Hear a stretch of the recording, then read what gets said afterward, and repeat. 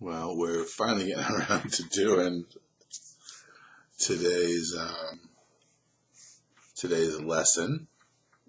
I read this morning an understanding for sin, and the understanding we're in a reassociation. Our way of thinking, our thinking is being reassociated, so that when we think, even let's call it in the terms of human thinking, the reasoning that we follow is in line with the way God mind would operate if God mind were operating as a conceptual entity within the world of space and time, as along the principles that are utilized in the creation of reality. And the reason why they were doing that is because in this reassociation, as we utilize and give that modality of thinking our heart and our love and our energy, we put ourselves into it, the way we experience ourself changes, and we become more and more in line with God's will. And there will be particular moments of perfection and bliss when you actually converge. And that's how you know that the practice that you're utilizing is beginning to pay off in untold ways, because all of a sudden you'll face a situation and you'll realize there's a perfection in it because your mind is already attuned through the mind training and the unlearning of the old frame of reference. Now notice your mind really isn't functioning in a different way. It's just utilizing, in a sense, I'm going to use the term software. It's just utilizing a different frame of reference for its functioning. A frame of reference that is in unison and harmony with the truth of who you are in reality as a soul, as a shared whole perfect self of God. And so you're aligning. Now, everything about you will keep pace with that. And it will go as fast as your willingness to relinquish the fear that stems from the limitations you placed on yourself in this condition of separation, because all of those limitations are seemingly minuscule, but equally separative. Equally, they all contain the same idea of separation. When you're in for a penny, you're in for a pound. It's the same way with the Holy Spirit. Right alongside.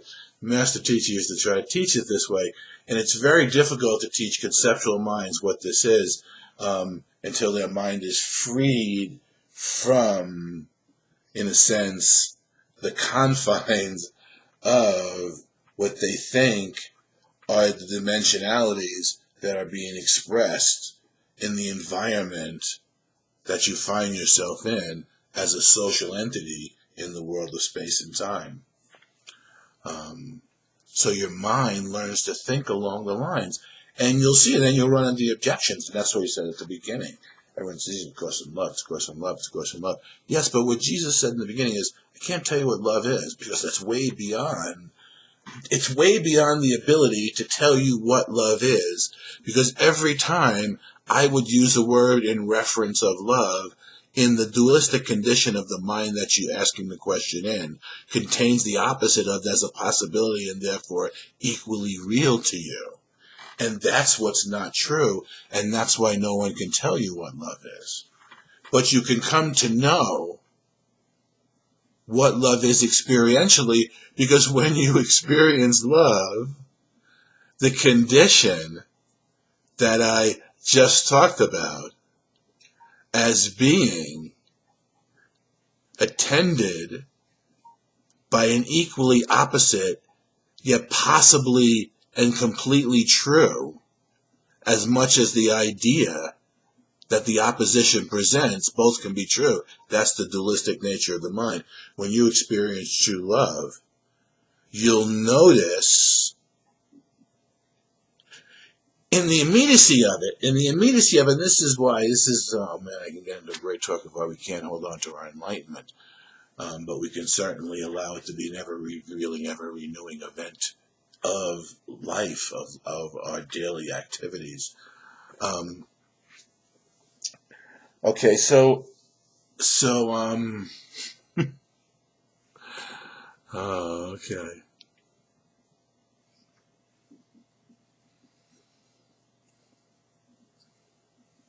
So, the human mind has learned to think along these lines, and so it's perceiving along, your perception has been changed.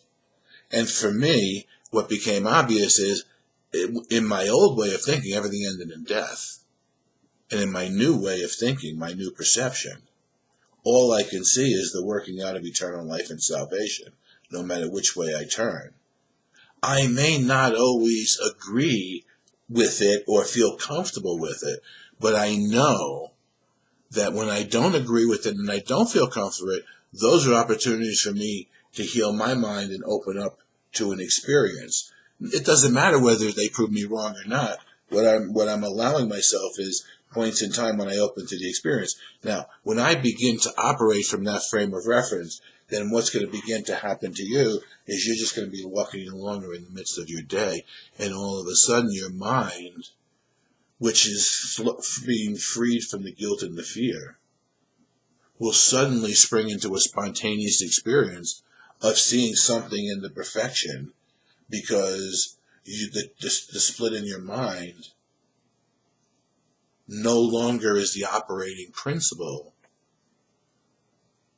but the operating principles that your mind is using includes the understanding of the falsity of the split and the reality of your eternal connection with your own wholeness and with the perfection that you're created for in reality. And today we're going to talk about that as perfect peace. So this day I choose to spend in perfect peace. Now, when you wake up in the morning, you do this, and your mind begins to think, and you have. Remember, you've just read, and this is beautiful the way this journey is set up with Jesus and with all your brothers here.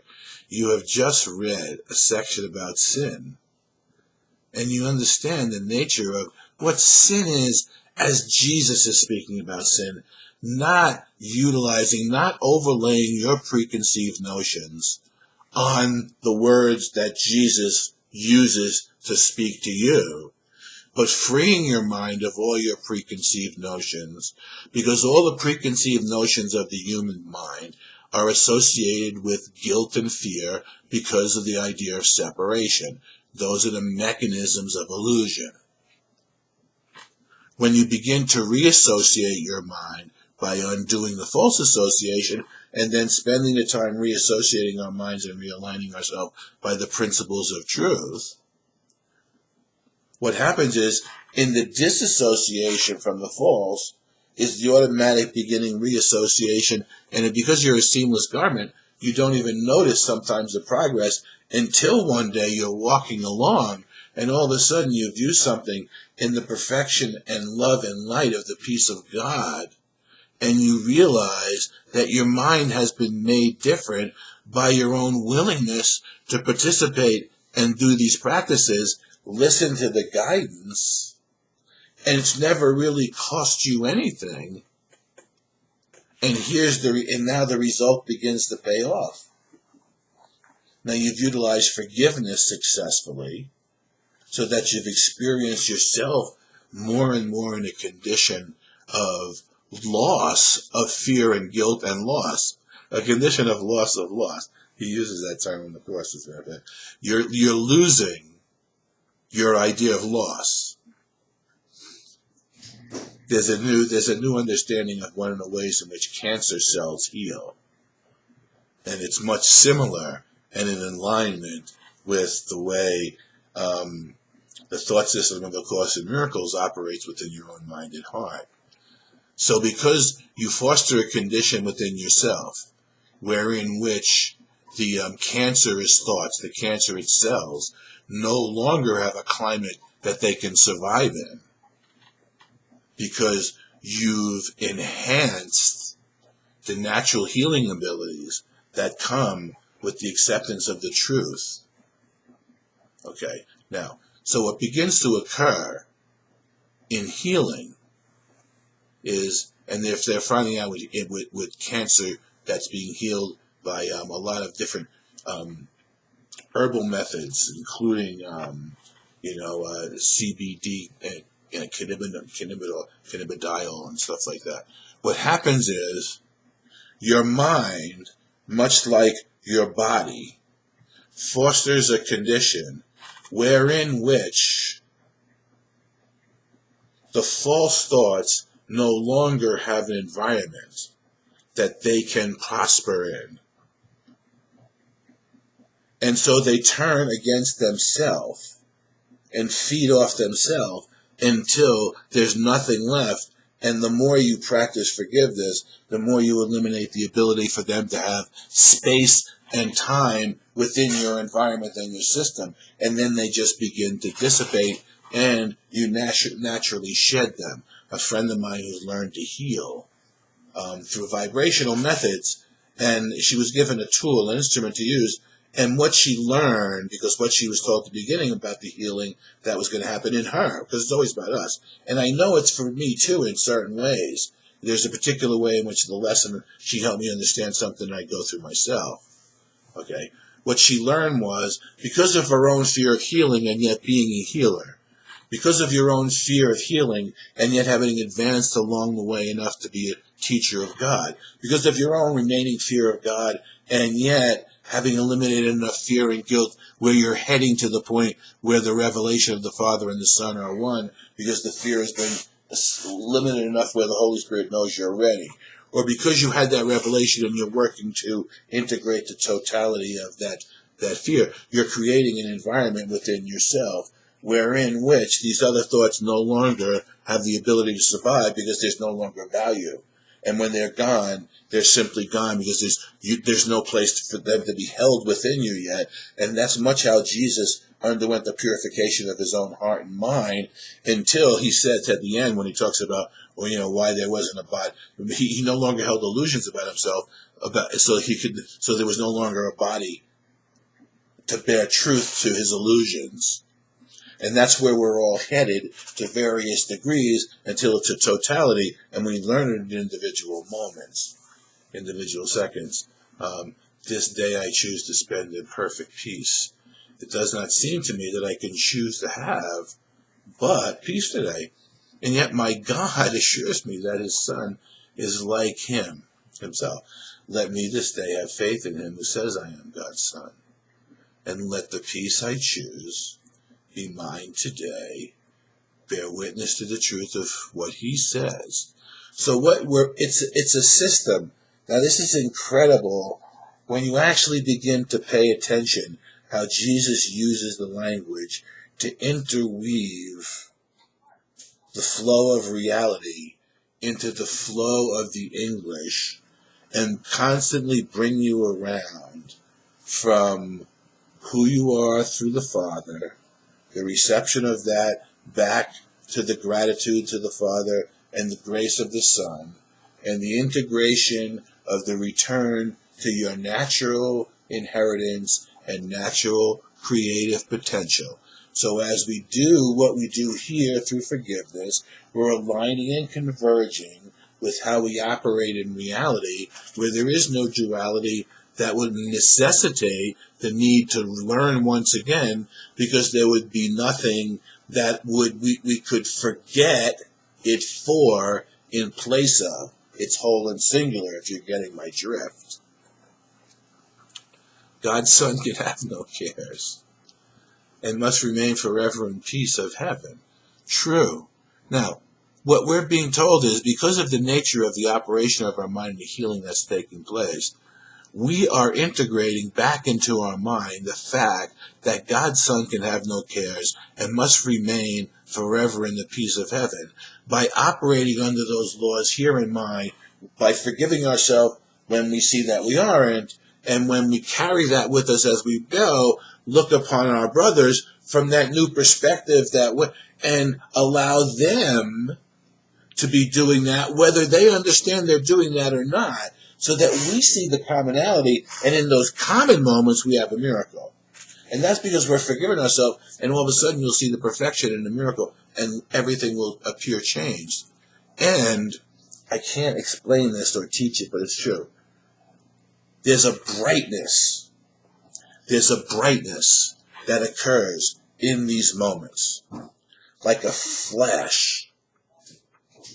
And in the totality of the flash, there's a disappearance of the form, yet a remainder of the light and the joy and the surprise and the awe and whatever the fulfilling emotions and the whole emotions that come with that are, okay?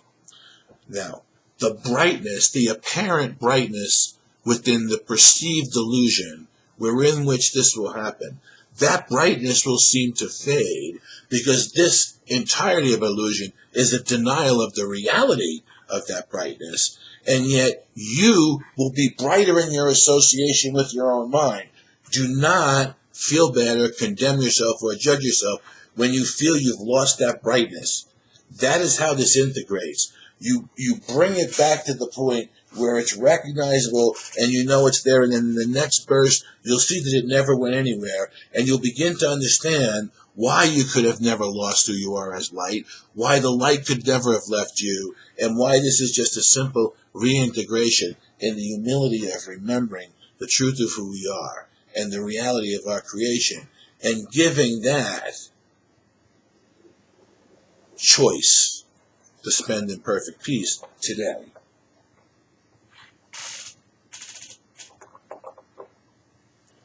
So, and so, my Father, I pass this day with you. Your Son has not forgotten you. The peace you gave him still is in his mind, and it is there I choose to spend today. So I think someone just pulled up in front of my house. So we're going to end it there and spend the day in peace. You can take that peace with you. That's what these lessons are all about. If you have a 20-minute book, read the beginning of the 20-minute book. It's all in there.